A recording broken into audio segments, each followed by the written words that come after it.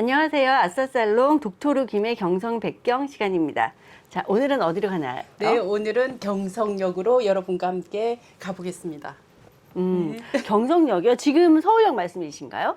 최초의 경성역은 지금 서울역 자리에 있는 게 아니고 이화여자고등학교, 이화여자 외국어고등학교 앞에 있었던 역이었습니다. 근데 이후에 서울역, 현재의 서울역 자리로 옮겨오게 된 거죠. 네. 옮겨가게 된 계기가 있었나요?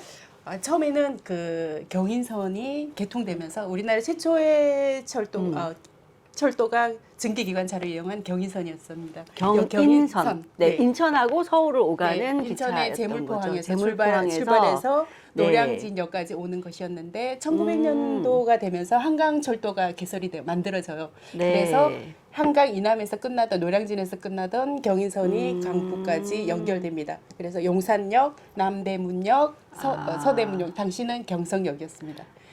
이후에 경부선이 생기고 경의선이 생기면서 서대문역 위치에 있었던 경성역이 별로 효과적이지가 않았어요. 그래서 남대문역으로 모든 기능이 집중되기 시작합니다.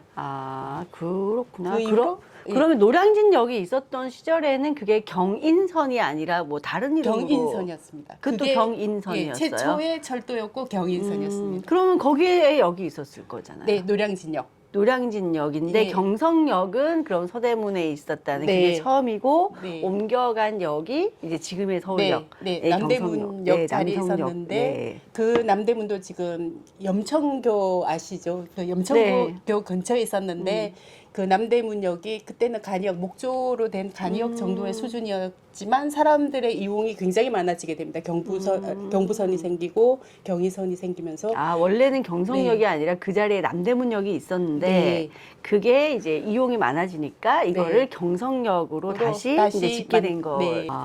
그럼 경성역은 지금의 우리 서울역 그 문화역 284, 그 경성역은 몇 년에 생긴 건가요? 1925년에 남대문역으로 사용하던 것이 경성역으로 불렸지만 포화 상태가 됩니다. 그래서 새로운 역을 짓자, 경성역을 만들자 해서 거기 옆에 구서울역, 경성역이 만들어집니다. 1925년. 근데 신역사군요, 그게. 근데 여기서 이제 중요한 게 1925년에 경성역을 만들면서 현대 네오 르네상스 양식의 지금의 구서울역이죠. 문화역 284를 만들면서 그 다음에 1926년에 서울 중심 거리 태평로를 비롯해서 총독부 그때 조선 총독부와 서울부청 지금 서울시청인 건물 서울부청도 생기고 맞은편에 있는 서울 주교자 성공회 성당도 만들어지고 거대한 어떤 관공서들의 르네상스 시대가 열립니다. 지금의 덕수궁부터 그 지금의 서울역까지 그 사이가 그러면 지금 이 네오 르네상스 양식의 서울역이 아주 예쁘잖아요. 사실 굉장히 예쁘고 영화에도 많이 나오고 그러는데 그러면 이 설계자가 누군가요? 설계자가 지금까지 알려진 바로는 그 일본인 스카모토 야스시라고 하는 동경에 있는 대학의 교수였는데 그 사람 스스로는 이 설계를 자기가 했다라고 주장을 하지 않는 걸로 봐서 그때 만주 철도 주식회사가 이 한국에 놓여지는 철도 부설권을 장악하기 때문에 그때 그곳에 들어가서 함께 일을 했기 때문에 자신의 어떤 이름으로 내세우지 않을까라는 추측을 합니다. 그리고 뭐 동경역이 뭐 네덜란드 암스테르담 역을 닮았다. 그리고 우리 서울역은 최근에 또 그런 주장이 나오고 있습니다. 루체른 역을 닮겠다라고 하는데 제가 생각하기에는 그 유럽의 역사라는 게 역이라는 게 중앙에 어떤 홀을 두고 좌우 대칭의 어떤 형태를 만들고 있는 기본적인 구조 형태를 가지고 있는 게 많습니다. 그래서 아마 그런 추측들을 하는데 저는 아직 이 부분에 대해서는 좀 더 깊이 있게 연구가 되어야지 뭐라고 얘기할 수 있을 것 같습니다. 일단 그렇게 추정을 하고 있습니다. 네, 역사에 뭐 프로토타입 같은 게 있지 않았을까 싶은데요. 그럼 우리 경성역의 건축적인 특징인데 외부부터 한번 들어볼까요? 외부에 여러분도 이제 서울역 다 가보셨을 것 같은데 서울역 앞에 서면 중앙에 시계탑이 먼저 보입니다. 그리고 그 돔의 형식으로 있고 좌우 대칭에 길게 늘어진 역사의 건물이 있습니다. 보시면 기존에 사용하지 않았던 재료들이 들어가고 있는데 특이한 재료는 우리가 지금 요즘 볼 수 없는 재료, 천연 슬레이트 같은 것들. 아, 네, 그게 그게 어디에 있어요? 지붕재료, 돔 옆에 지붕재로 사용하고 있습니다. 아, 지붕은 잘 안 보이니까. 근데 그 천연 슬레이트라는 게 자연석을 얇게 만든 그렇죠. 슬레이트인데 슬레이트는 이렇게 네. 얇게 켜지니까요. 네, 현재 유럽에서는 그런 재료를 자주 볼 수 있어요. 스위스 같은 데 가면. 네, 맞아요. 많이 천연 채취되니까. 슬레이트 지붕재도 요즘 제품으로도 나오고 네. 있더라고요. 네. 그리고 돔 같은 경우는 이제 청동으로 네. 동으로 그죠?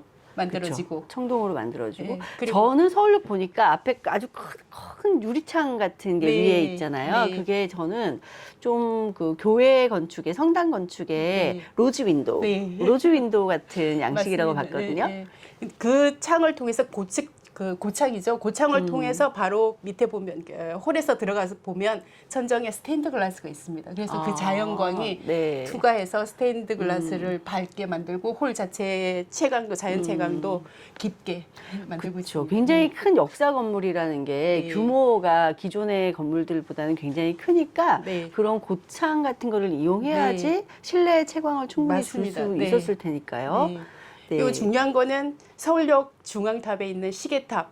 그게 근대의 시작을 알리는 심벌이기도 하죠. 왜냐하면 그 점에는 우리 밥 먹고 나서 만나. 해질쯤에 만나. 해질쯤에 만나. 우리 해식이 어떻게 하고요?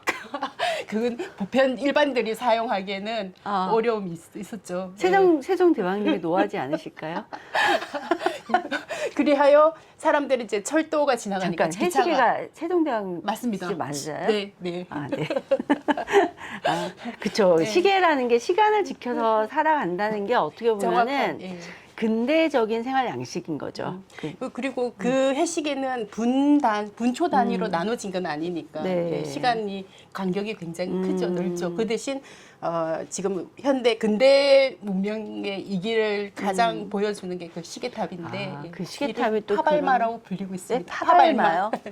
그게 불리고 있다는 게 원래 그 예, 이름이었어요? 사람들이 파발마로 어떤 파발이라는 네. 게 역에 가기 위한 말을 뜻하는 거잖아요. 아, 그 여건들이, 파발, 네. 뭐 이렇게 소식을 뭔가 전하거나 소식을 전하러 보내는 네. 말이잖아요, 네. 그게. 그래서 파발마로 불렸었습니다. 시계탑이 왜 파발마지? 기차가 달리니까. 당시에 기차를 철마라고 했거든요. 아. 달리는 철로 된 말.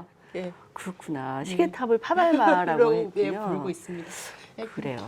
그 외부는 자주 이게 지나가니까 네, 알겠는데 네. 요즘 이제 서울역 284로 바뀌고 나서는 네. 저도 기억이 뭐 전시 같은 게 있을 때 가지만 내부는 특징이 뭐라고 봐야 될까요? 근대가 들어온 역사의 역사를 서울역이 보여주고 있어요. 여기서 네. 말하는 서울역은 문화역 284인데 역사의 역사를 보여주는 우리나라의 최고로 중요했던 역사인데 들어가 보면 근대의 여기서 역사의 역사란 앞에가 히스토리예요? 네. 아니면 아니, 레일웨이 스테이션? 네. 역사의 히스토리. 히스토리를 보여주는 스테이션의 히스토리, 역사의 네. 역사. 역사의 역사를 보여주는 곳인데 네. 그 근대의 모든 문명 철도가 들어왔다는 것은 어떤 도시나 마을이 그쵸. 흥망승쇠하는 굉장히 중요한 중요한. 지점이 되는데 그 네. 서울역에 들어가 보면 그런 근대의 어떤 문화나 생활이나 사고가 들어왔을 것 같은데 아직은 서울역에는 유교적 사상이 아직 보이고 있죠. 남자 중앙역을 중심으로 해서 오른쪽으로 가시면 3등석 기차표를 사신 분들이 머무는 대기석 일반실이고 왼쪽을 보면 1, 2등 좌석을 산 특별실, 특실 손님들이 대기하는 공간이었습니다. 대합실부터 이제 분리가 대합실이 되는 분리되고 그거는 뭐 오케이. 그런데 모닝캄 라운지 이런 것도 네, 있잖아요. 네. 있습니다. 네. 구서울역에도 있습니다. 네. 귀빈실도 귀빈실이 있어요? 따로 있습니다. 보시다시피 여기 맨 왼쪽에 보면 네. 그 필로티로 이루어진 포치 입구가 있거든요. 예, 네, 마차나 자동차로 바로 내려서 일반인들과 동선이 섞이지 않게 어. 귀빈실로 들어갑니다. 현재 서울역사 문화역 284에 남아있는 네. 원형의 형태를 가장 많이 볼 수 있는 곳이 이 공간입니다. 귀빈실 공간입니다. 예. 귀빈실 공간이 제일 왼쪽에 있는 왼쪽에 윙에 있습니다. 네, 네. 있나요? 네. 그게 필로티가 있었었나요? 네, 필로티형의 포치로 나와 있거든요. 아. 보시다시피 여기 그러면 네네. 차가 바로 서서 우천시라든지 뭐 눈비가 올 때 차가 바로 서서 그 기빈들이 바로 들어갈 수 있게. 근데 이거는 일제 강점기를 지나고 근대 현대까지도 뭐 대통령들도 이용하고 했다고 합니다. 그렇구나. 네. 이 기빈실에 가보시면 네. 그 대리석으로 되어 있는 벽난로도 네. 있고 스테인드 글라스도 당시 원형을 볼 수 있는 스테인드 글라스도 있습니다. 네. 지금도 개방되어 있고 그대로 보존이 네, 되어 네, 있나요? 네. 그러면 서울역에 가면 꼭 봐야 할 곳은 귀빈실, 또 그 밖에 꼭 봐야 될 곳이 기빈실과 있나요? 그리고 그 1, 2등 좌석을 산 사람들이 머무는 특실의 경우는 남녀 공간이 분리가 되어 있습니다. 부인실이 따로 있어요. 부인실이 있어요. 네. 부인실은 바로 옆에 조그만 공간으로 만들어졌는데 장식이라든지 자재 같은 것은 좀 더 많이 신경 쓴 특실의 두 공간 그리고 귀빈실은 좀 신경을 많이 쓴 장식들이 보이고 일반실의 경우는 공간이 굉장히 큽니다. 네. 그리고 이제 2층으로 올라가시면 왼쪽 중앙홀을 중심으로 해서 왼쪽에 끝에 이 서울역의 역사를 보여주는 상설 전시관이 마련되어 있는데 옛날에 이발소 공간이었습니다. 이발소가 있었어요. 네. 이게 기차를 기다리면서 네. 뭐 어디 멀리 네, 가니까 네. 깨끗이 하고 그렇게 네. 가나 봐요. 그렇습니다. 그리고 이제 그 근대 문명을 가장 많이 보여주는 또 하나의 공간이 레스토랑 그릴이 있었는데 당시 경성을 오고 가던 모든 걸과 모든 보이들의 선망의 공간이었고 그곳은 꼭 가봐야 지금 그 된다는 밑에 곳이에요. 1층에 카페 하나 있잖아요. 카페 어디? 문화역 284 건물이 경의 중앙선 네, 타러 네, 가는 네. 전철 타러 가는 쪽에 카페 하나 있는데 네. 혹시 그게 그릴 자리였나요? 아닙니다. 2층에 있었어요. 2층에 그릴이 있었어요. 이상의 소설에도 나오고 많은 사람들이 언급했던 곳인데 가보시면 그곳도 또한 원형을 좀 많이 가지고 있습니다. 왜냐하면 서울역 역사가를 지금 문화역 284로 전용하기 위해서 변형하면서 그래도 상설 어떤 정시관이 아니라 이벤트성인 어떤 전시를 하기 때문에 이 철도 역사가 가지고 있는 원형들이 굉장히 많이 보존되어 있어서 저도 귀한 공간입니다. 거기 전시 보러는 몇 번 갔었거든요. 네. 근데 여기가 예전에 뭐 하던 곳이었을까 뭐 이런 생각은 안 하고 보게 됐었는데 그러고 보니까 이걸 역사라고 생각하고 공간을 관람하는 것도 굉장히 재미있겠어요. 이런 케이스는 외국에도 많으니까 뭐 오르세 같은 건 가보셨을 거고 파리의 오르세나 뭐 베를린의 함부르크 역사 같은 것도 이런 문화역처럼 이렇게 전시 역사를 이제 전시 재개발해서 다시 리모델링이라고 해야 되나요? 요즘 이 한창 나 요즘 단어가 생각이 안 나. 전용 말고요. 복원 말고 요즘 뭐라고 하지? 재개발 말고 리노베이션? 재생. 맥락은 같은 것으로 가겠습니다. 근데 재생은 다시 리바이털리즘. 재생은 이제 다시 생명을 불어넣어서 이제 기능이 끝난 공간을 다른 용도로 그 건물을 다시 이제 살린다라는 거잖아요. 이 재개발하고도 다르고 전용하고는 조금 기능을 바꿨다는 의미에서 그죠. 전용이 정확한 학문적 어휘이긴 하지만 우리가 생각할 땐 재생이라고 하는 게 요즘 다시 그죠? 건물을 새롭게 사용하지만 기능은 전용으로. 더군다나 서울역 같은 경우에는 이제 어떤 정치적 목적이 아니라 그 근대의 어떤 생활 공간, 생활의 무대였기 때문에 더 흥미롭게 이렇게 볼 수 있을 것 같습니다.